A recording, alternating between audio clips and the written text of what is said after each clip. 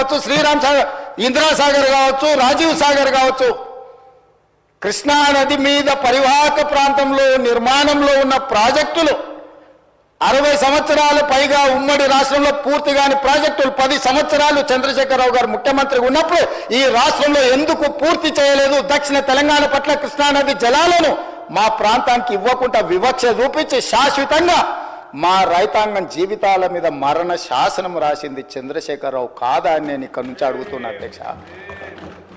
ఇవాళ ప్రతిపక్ష నాయకుడు వచ్చి ఇక్కడ కూర్చుంటుంటే నేను అడిగేదానికి సమాధానం చెప్పాల్సి వస్తుందనే ఈరోజు వారి ముఖం చాటేసింది అధ్యక్ష. అధ్యక్ష ఇప్పుడే లెక్కలు ఇచ్చిండ్రు అధ్యక్ష. చంద్రశేఖరరావు గారు ప్రతిపక్ష నాయకుడు అధ్యక్ష. ప్రతిపక్ష నాయకుడుగా ఇప్పటివరకు వారి శాసనసభకు వచ్చింది 2 సార్లు అధ్యక్ష. వారికి పోయిన డిసెంబర్ 23 నుంచి ఇప్పటి వరకు వారికి ఇచ్చిన జీతం అధ్యక్ష 57,84,124 రూపాయలు అధ్యక్ష.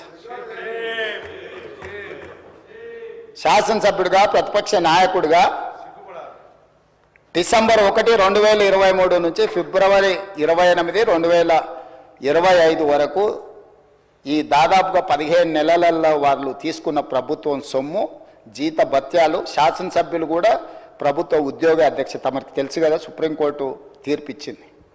వారు 57,84,124 రూపాయలు జీత భత్యాలు తీసుకున్నారు అధ్యక్ష.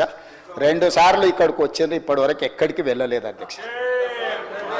ప్రభుత్వ జీత భత్యాలు తీసుకొని ప్రజల్ని గాలికి వదిలేసి తెలంగాణ రాష్ట్రాన్ని కర్మకు వదిలేసిన ప్రధాన ప్రతిపక్ష నాయకుడు ఈరోజు వాళ్ళను ఇట్లా తయారు చేసి రేబీస్ వ్యాక్సిన్ రియాక్షన్ వచ్చినట్టుగా వాళ్ళు వ్యవహరిస్తుంటే ఏం చెప్పాలి అధ్యక్ష? ఇక సెక్యూరిటీలు ఇవన్నీ మళ్ళీ అది సపరేట్గా నేను చెప్పదలుచుకున్న, వాటి జోలికి వెళ్ళదలుచుకోలేదు. సరే, కుటుంబ సభ్యుల వల్ల ఆయన ప్రాణ ప్రమాదం ఉంది కాబట్టి ఆయన సెక్యూరిటీ పెట్టుకున్నాడు. సరే, అది సహజం, అందుకే ఆయన దూరంగా ఉంటున్నాడు వాళ్ళకు చుట్టూ పోలీసు పహారాల మధ్య అధ్యక్ష. సరే, అది వారి సమస్య అనుకోండి, నేను దాని జోలికి వెళ్ళదలుచుకోలేదు.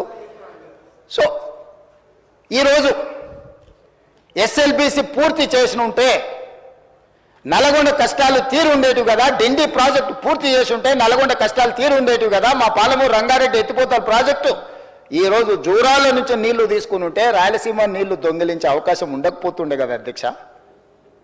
ఈరోజు కృష్ణా నదిలో మొత్తం ప్రాజెక్టుల మీద వివరాలు తీయండి అధ్యక్ష. ఎవరి హయంలో ప్రారంభమైనాయి, ఎవరి హయంలో పూర్తయినాయి, ఎవరు అన్యాయం చేసిండ్రు. పెద్దలు చంద్రశేఖరరావు గారిని రమ్మని ఉండే అధ్యక్ష, తమరైన వ్యక్తిగతంగా మాట్లాడండి. వారు ఏ రోజు వస్తారో వారు ఈ సభలో ఉన్నప్పుడే కృష్ణానది జలాల మీద చర్చ పెడతాము. ఈ చర్చలో ఒకవేళ మా తప్పేదైనా ఉందని నిరూపిస్తే సభా సాక్షిగా చంద్రశేఖరరావు గారికి, బీఆర్ఎస్ నాయకులకు నేను క్షమాపణ చెప్తా అధ్యక్ష. ఇది నా సవాల్ అధ్యక్ష చంద్రశేఖరరావు గారికి. సవినయంగా నేను చంద్రశేఖరరావు గారికి సవాలు విసురుతున్నా. కృష్ణా పరివాహక ప్రాంతంలో కృష్ణానది జలాలలో ఈరోజు తెలంగాణకు శాశ్వతంగా అన్యాయం జరిగింది చంద్రశేఖరరావు గారి హయాంలో, లెక్కలతో సహా నిరూపించడానికి నేను, మా మంత్రి ఉత్తమ్ కుమార్ రెడ్డి గారు సిద్ధంగా ఉన్నాం అధ్యక్ష. వాళ్ళ సంతకాలు పెట్టొచ్చి వాళ్ళ అఫిడవిట్లు వేసి రాయలసీమ లిఫ్ట్ ఇరిగేషన్ ప్రారంభించి 2020లో ఆంధ్రప్రదేశ్ ముఖ్యమంత్రి జగన్మోహన్ రెడ్డి గారిని ప్రగతి భవన్కు పిలిపించి పంచపక్ష ప్రమాణాలు పెట్టి రాయలసీమ లిఫ్ట్ ఇరిగేషన్ జీవో మొత్తం రాయలసీమలో ఈరోజు పోతిరెడ్డి పాడు కావచ్చు, మాల్యాల కావచ్చు, లేకపోతే ముచ్చుమరి కావచ్చు, రాయలసీమ లిఫ్ట్ ఇరిగేషన్ కావచ్చు, ఇవన్నీ కలిసి శ్రీశైలం బ్యాక్ వాటర్స్ నుంచి పర్ డే 10 టీఎంసీ, ప్రతిరోజు 10 టీఎంసీలు 60 రోజులు మనకు వర్షాలు వచ్చినప్పుడు ఉంటే 600 టీఎంసీలు వెనుక నుంచి వెనకల్నే రాత్రికి రాత్రే తరలించకపోవడానికి ఇవాళ ప్రాజెక్టులు పూర్తయినాయి. 2014 నుంచి 2023 డిసెంబర్ వరకు చంద్రశేఖరరావు గారు ముఖ్యమంత్రిగా సాగునీటి పారుదల శాఖ మంత్రిగా ఉన్నప్పుడు తెలంగాణ రాష్ట్రానికి అన్యాయం చేసింది అధ్యక్ష. రోజుకు 10 టీఎంసీల నీళ్ళని తరలించకపోయే ప్రాజెక్టులు వాళ్ళు కొడితే చంద్రశేఖరరావు నిమ్మకు నీరెత్తినట్లుంటే నారాయణపేట నియోజకవర్గంలో గవినోళ్ళ శ్రీనివాస్ అని ఒక సామాన్యమైన రైతుతోని green tribunal, national green tribunal చెన్నైలో కేసు వేయించి ఆ ప్రాజెక్టుల మీద స్టే తీసుకొచ్చి ఈ ప్రాజెక్టులో అనుమతులు లేకుండా పర్యావరణ అనుమతులు లేకుండా ప్రాజెక్టులు నిర్మిస్తున్నారన్న ప్రాజెక్టుల మీద స్టే ఒక పాలమూరి అతి సామాన్యమైన రైతు కుటుంబం నుంచి ఒక రైతు స్టే తెచ్చిన తర్వాత మేము గగ్గోలు పెట్టి లొల్లి పెట్టి రాళ్లతో కొడతామని పాలమూరు జిల్లా రైతులు తిరగబడ్డ తర్వాత ఆ పిటిషన్లో రాష్ట్ర ప్రభుత్వం పోయి ఇంప్లీడ్ అయింది అధ్యక్ష. ఇదెక్కడ చూద్దాం అధ్యక్ష. తెలంగాణ హక్కుల కోసం శాశ్వతంగా మనకు అన్యాయం జరిగే నిర్ణయాలు ఆంధ్రప్రదేశ్ తీసుకుంటే ప్రభుత్వం కొట్లాడాల్సింది పోయి ఉద్దండులైన న్యాయ కోవిదులను పెట్టి అడ్డుకోవాల్సింది పోయి వదిలేస్తే ఒక సామాన్యమైన పాలమూరు రైతు నేషనల్ గ్రీన్ ట్రిబ్యునల్లో కేసు వేసి స్టే తీసుకొస్తే పర్యావరణ అనుమతులు ఇవ్వని అప్పుడు పోయి వీళ్ళు విధిలేని పరిస్థితిలో ఇంప్లీడ్ అయినారు అధ్యక్ష. అధ్యక్ష నేను ఒక మాట గుర్తు చేయదలుచుకున్నాను అధ్యక్ష. చాలా మాట్లాడినారు, ఉండుంటే బాగుండేది, నేను అడుగుండేవాడిని. రోజా గారి ఇంటికి వెళ్ళి రొయ్యల పులుసు తిన్నది ఎవరు అధ్యక్ష? నేనా ఉత్తమ్కుమారెడ్డి గారు అధ్యక్ష? రోజా గారు ఒక్కసారి రొయ్యల పులుసు పెడితేనే తిని రాయలసీమను రతనాలసీమ చేసి వస్తాను చెప్పొచ్చిన మహానుభావుడు ఆయన. నిన్ను పుట్టినప్పటి నుంచి 71 సంవత్సరం వరకు పెంచి పోషించి నీకు బుక్కడి బువ్వ పెట్టి గుండెల్లో పెట్టి ఆదరించి భుజాల మీద మోసి తెలంగాణ రాష్ట్రానికి ముఖ్యమంత్రిని చేసి 2009లో కరీంనగర్ జిల్లా నుంచి వలస వచ్చి మహబూబ్నగర్కు బతకడానికి వచ్చి ఒక్క ఓటేయని మహాప్రభు అంటే నిన్ను ఎంపీగా గెలిపించి మా గుండెల్లో పెట్టుకొని చూసుకొని మేము పల్లకీలో మోసి పార్లమెంటుకు పంపిస్తే మా గుండెల మీద తంతవా? ఇది నీ నీతి, నీ జాతి. నువ్వు వచ్చి ఇక్కడ వచ్చి మమ్మల్ని తప్పుపడతావా? రొయ్యల పులుసు తిన్నందుకే అంత విశ్వాసం చూపిస్తావు. ఒక్కసారి రోజమ్మ పెట్టిన రొయ్యల పులుసుకి నిన్ను మోసినందుకు 2009లో నిన్ను పల్లకీలో మోసి పార్లమెంట్లో పంపించినందుకు మా పాలమూరు జిల్లాకి ఏం చేసినావు? పార్లమెంట్లో నోరు లేకపోయినా, పార్లమూరులో ఊరు లేకపోయినా నిన్ను పార్లమెంటు సభ్యుడిగా మేము ఎన్నుకొని నీకు రాజకీయ భిక్ష పెడితే మా పాలమూరు ఎండబెడతావు, మా కల్వకుర్తి ఎడారిగా మారుతుంది, మా భీమా నెట్టంపాడు కోయిల్ సాగర్, మా నారాయణపేట కోడంగల్ లిఫ్ట్ ఇరిగేషన్ని ఎక్కడికక్కడ పడవ పెడతావా? ఇదా నీ నీతి, నీ జాతి అని నేను వారిని అడగదలుచుకున్నా అధ్యక్ష.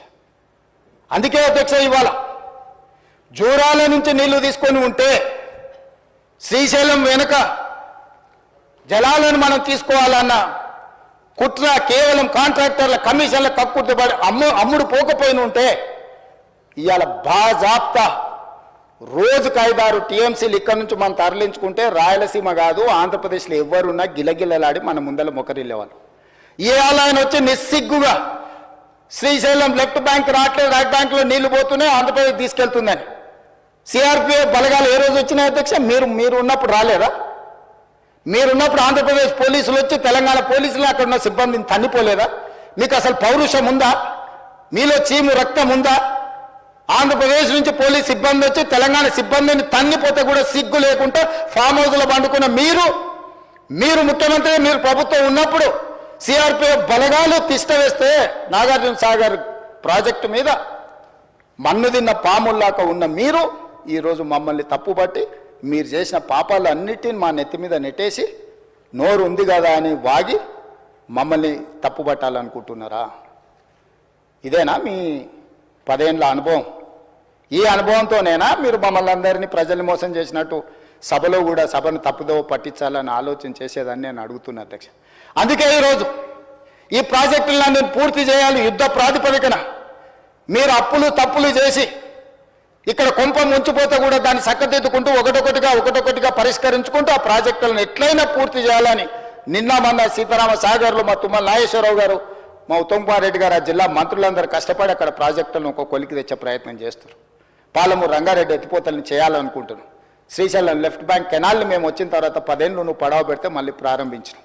అనుకోకుండా ఒక ప్రమాదం జరిగింది అధ్యక్ష. ప్రమాదం జరిగి ప్రజలు చచ్చిపోతే, అక్కడ ఉన్న కార్మికులు చచ్చిపోతే సానుభూతి చూపించాలి, కుటుంబాలను ఆదుకోవాలి, కుటుంబాలను పరామర్శించాలి. కానీ పైశాచిక ఆనందం ఏంది అధ్యక్ష?